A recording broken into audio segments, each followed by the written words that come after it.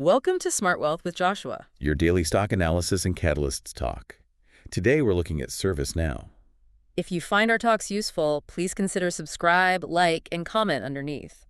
And, to set the stage right off the bat, we're looking at one of the most fascinating paradoxes in the market today. Oh, definitely. Because ServiceNow is this colossal enterprise software giant, right? Mm-hmm. And they just posted absolutely massive revenue growth. Right. I mean, completely blowing past Wall Street's expectation. Which you would assume means the stock is soaring. Exactly. Yeah. But if you actually pull up their stock chart over the past year, you'll see it has plummeted by over 50%. Wow. Yeah, it's currently sitting down around the $97.14 mark. That is just a staggering disconnect, It really is. You have a company growing its top-line revenue at massive scale, while its market valuation essentially gets cut in half. Right, which means everyone looking at this is asking the exact same question. Are we staring at a falling knife that's just going to keep bleeding out? Or is this one of the most deeply oversold opportunities heading into their July earnings? Exactly. And honestly, when you're looking at a chart that has fallen that dramatically, trying to catch the bottom can be incredibly dangerous. Oh, absolutely. Without the right visual tools, it's just guessing. Right. Which is why, before we get into the fundamental breakdown, we should mention a really useful chart tool for investors and traders. Yeah, if you want help reading these kinds of chaotic trading charts more clearly, you can check out VIP Algos. The link is below in the description. Right. VIP Algos is an educational TradingView indicator suite. Exactly. It gives you these visual buy and sell chart alerts, trend direction tools, and helps map out take profit and stop loss planning areas. Super helpful for volatile markets. Definitely. But just remember, VIP Algos is an educational tool only. It is not financial advice, it does not guarantee profits, and trading involves risk. Right, so always do your own research. And just a heads up, that is an affiliate link, so we may earn a commission if you use it at no extra cost to you. So getting back to the analysis, let's zoom out from the immediate chart damage for a second. Yeah. If we look past all this short-term panic selling, how does a company like this actually fit into a long-term wealth-building portfolio? Well, to understand the long-term value, you really have to understand what this company actually does inside a major corporation. Right. Because this isn't just another software application that a company can easily swap out, if they find a cheaper alternative. Like switching from one email app to another. Exactly. It's much deeper. Yeah. The thesis here is that it has essentially become the central operating system for enterprise IT, human resources, and security. Oh, wow. Yeah, we are talking about incredibly deep integration across thousands of daily operational workflows. Right. So to use a metaphor, if a massive enterprise wants to pull out the software and switch to a competitor, it's not like just deleting an app on your phone. Not at all. It is much more like trying to rip the plumbing out of a skyscraper while thousands of people are still working inside the building. That is a perfect way to put it. The disruption to their daily business would just be catastrophic. So they're trapped. Essentially, yes. Yeah. The switching costs are astronomically high. Once a major corporation builds its internal digital nervous system on this platform, they are locked in for the long haul. But wait, haven't we seen this movie before? What do you mean? Well, we're in the middle of this massive artificial intelligence boom right now.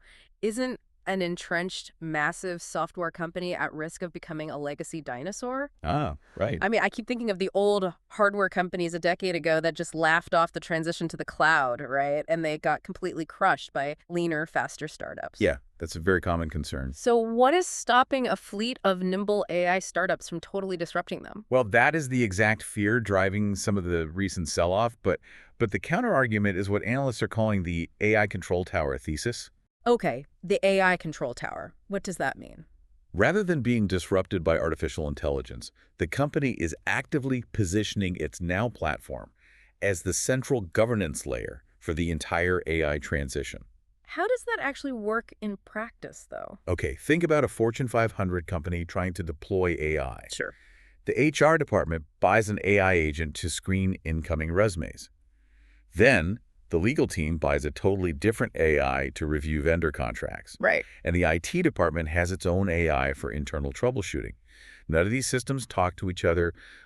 They all have different security protocols, and it just creates an absolute data nightmare. Oh, that sounds like total chaos. It is. Right. And if one of those AI agents hallucinates or, leaks private data, the company is liable. A compliance officer's absolute worst nightmare. Precisely.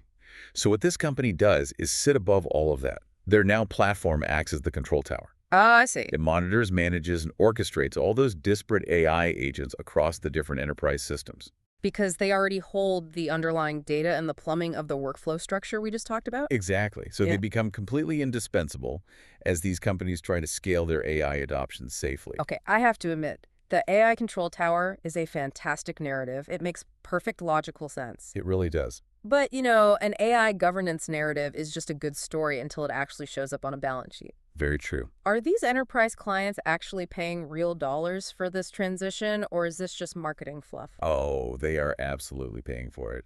And the fundamental numbers are honestly staggering. Let's hear them. If we look at the balance sheet, it is an absolute fortress. They closed out 2025 with robust 21% revenue growth. Wow. And that momentum is not slowing down. If you look at the first quarter of 2026, their subscription revenue jumped another 19%. That's huge for a company of that Right. size. And looking ahead, their full year 2026 revenue is forecasted to hit massive numbers, Like, how massive? landing anywhere between $15.735 billion and $15.775 billion. Let's break that down for a second. Growing top-line revenue by roughly 20% when you are already bringing in over $15 billion is insanely difficult. It is almost unheard of. Usually, to get that kind of aggressive growth, a software company has to spend an absolute fortune on marketing and sales teams, right? Just to acquire new customers. Exactly. They burn cash to buy growth. So what do their profit margins look like while they are pulling this off? That is the wild part. They are maintaining an exceptional gross margin of 76.6%. Wait, 76.6%. That's incredible. Yeah, and the metric that really proves the strength of their business model is their remaining performance obligations, or RPO.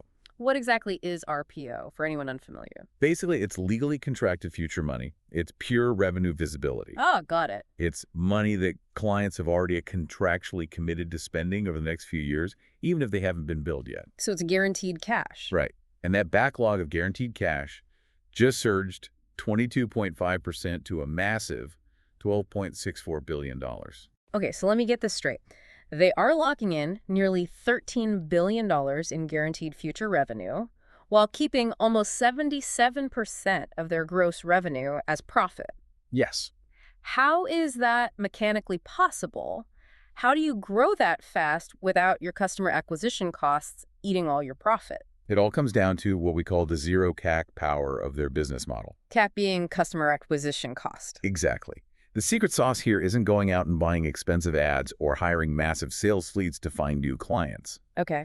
It is pure pricing power over their existing ones. Interesting. They are systematically transitioning their current customer base into new, much higher tier software packages, specifically their Foundation, Advanced, and Prime tiers. Ah, so they're upselling the people who are already trapped inside the skyscraper? Exactly. Customers making this transition to handle their AI integration are seeing 20 to 30% pricing uplifts. And because this massive revenue increase is flowing entirely through their existing customer base, the company doesn't have to spend a single dime on external marketing to acquire them. Making it essentially zero customer acquisition cost. Right, so that 20 to 30% price hike goes almost entirely straight to the bottom line, driving highly durable margin growth. That is a phenomenal business model. But, it brings us right back to the central paradox of this whole talk. The stock price. Yes, you can have the best fundamentals in the world, you can have a zero CAC money printing machine, but if the broader market is ignoring it and selling the stock down 50%, you are still losing money. Fair point.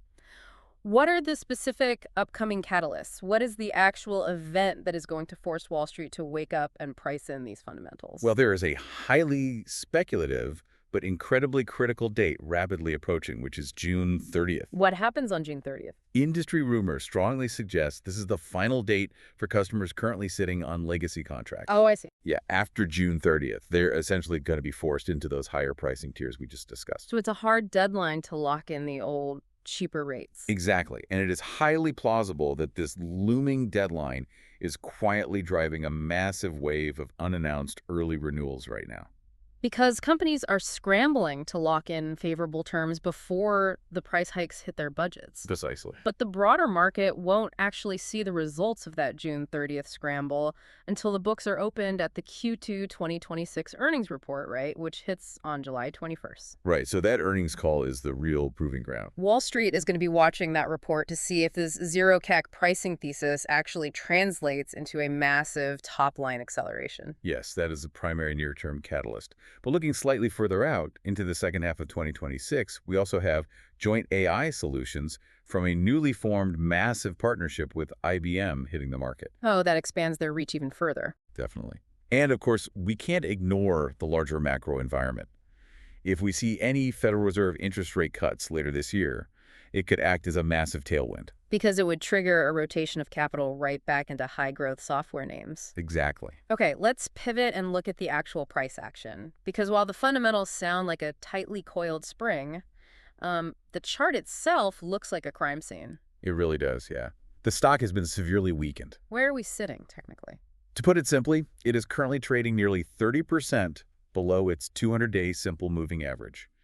That average sits way up at $136.32. Ouch! For a mega-cap tech stock, a gap that wide indicates extreme sustained selling pressure. It does. However, there are early signs that it might finally be finding a floor where institutional buyers historically step in. Okay, what are the levels we're looking at for that floor? Well, it recently bounced a bit, coming up over 4% to settle around $97.14. But more importantly, it seems to have established a very key psychological and technical support zone right around the mid-80s, specifically near $85.50. That's a crucial line in the sand, sitting just slightly above its 12-month low of $81.24. Exactly. So we've found a potential floor. But what about momentum? Is there any actual strength returning, or is it just dead in the water? It's mixed right now. If we look at the MCD, which is basically a tool used to measure if short-term price momentum is running out of steam compared to the longer-term trend, it's still showing lingering hesitation. So the short-term momentum hasn't crossed over into definitively positive territory yet. Not yet. But here is the most fascinating technical metric right now. The 30-day annualized volatility has spiked to an incredible 79%. Wait, 79% annualized volatility for a company of this size. That is wild. Isn't it? For you listening, what that means is the price action is violently compressing and expanding. It's like shaking up a soda bottle. Great analogy. When volatility gets that high, it suggests a volatility squeeze is imminent. The stock is gearing up for a massive, explosive move. Exactly. The energy's building up, and it has to release soon. The catch is the chart alone doesn't tell you if that explosion is going to be straight up or straight down. Wall Street must be having a completely bipolar reaction to this setup. They are. I mean, you've got a deeply broken chart, crazy volatility, but an underlying business that is printing money and hoarding a $12 billion backlog. I'm guessing analysts are deeply split.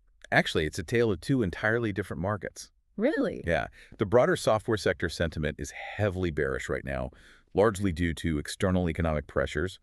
But if you look specifically at this company, Wall Street is overwhelmingly bullish. Wow. Out of 37 analysts actively covering the stock, 33 of them expect a major rebound. That's conviction. It is. The average price target sits way up at $141.98. That implies massive upside from the current $97 level.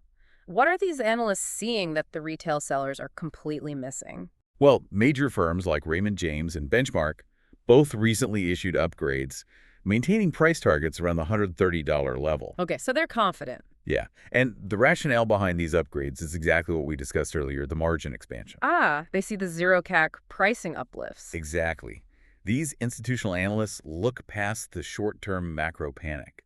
They realize that the core customer base is trapped by those skyscraper plumbing switching costs, and the resulting profit margins are going to be massive. Okay, but I am spotting a massive red flag here, like a total contradiction. What's that? On one hand, the company is out there loudly announcing all these aggressive AI partnerships, right? Deals with Inspira Enterprise, IDD.me, Servos, Wipro, Cognizant. Yeah, they've been busy. They are building this massive AI control tower narrative to excite the market. But on the other hand, if you look at the filings, there has been significant insider selling over the past 3 months. If this governance platform is truly the golden goose, Why are the internal executives quietly selling off their own shares at these depressed 50% discounted prices? That is a very fair point, and it's vital we look at the bear case to get a fully balanced picture. Right. Let's look at internal execution. That insider selling is definitely a red flag. It could very well mean that management internally views the near-term valuation as entirely fair, even after taking a 50% haircut. Wow. So they might know that the internal growth is going to be slower than the public narrative suggests. Exactly. And we also have to talk about their internal efficiency. You mean the recent job cuts? Yes.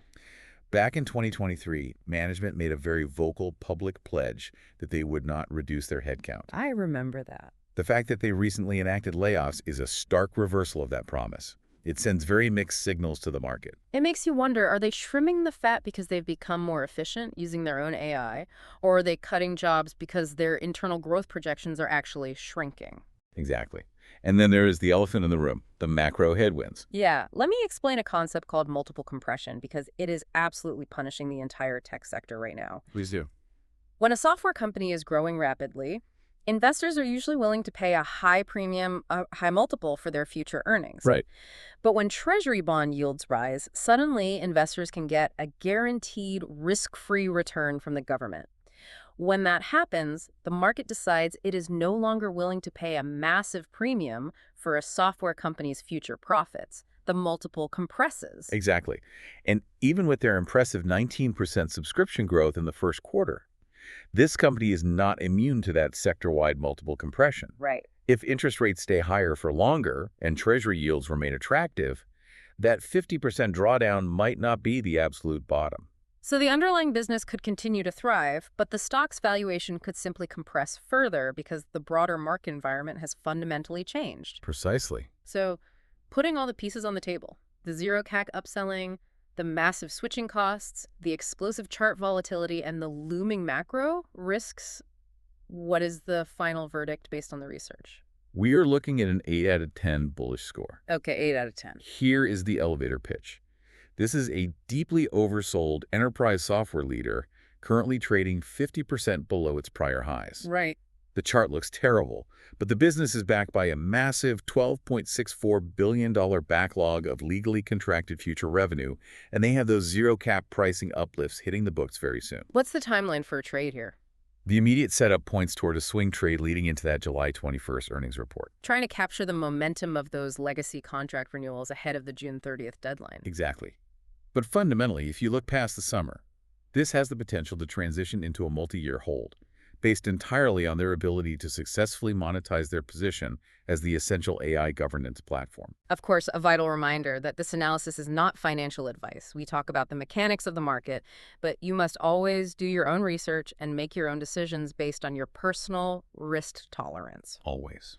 And if you do want a cleaner way to visually read these wild trading setups, check out VIP Algos. The link is below in the description. Yeah, it's an educational TradingView indicator suite with visual buy and sell alerts, trend direction tools, and support and resistance zones. But again, it is only an educational chart analysis tool. It is not financial advice. It does not place trades for you, and it involves risk with no guaranteed results. Manage your risk. But before you go, I want to leave you with one final thought to mull over. Think back to that skyscraper plumbing metaphor we used earlier. Oh, yeah. As the AI revolution accelerates, companies are going to be frantically buying up thousands of different AI tools. The real winners of the next decade might not be the companies building the flashiest new AI apps. That's a good point. The real winners might just be the companies that build the pipes, the filters, and the control valves that keep all that new technology from flooding the building. I love that. And if this analysis helped you understand the mechanics behind the stock a bit better, please remember to subscribe, like, and comment underneath. We'll see you in the next Smart Wealth with Joshua episode.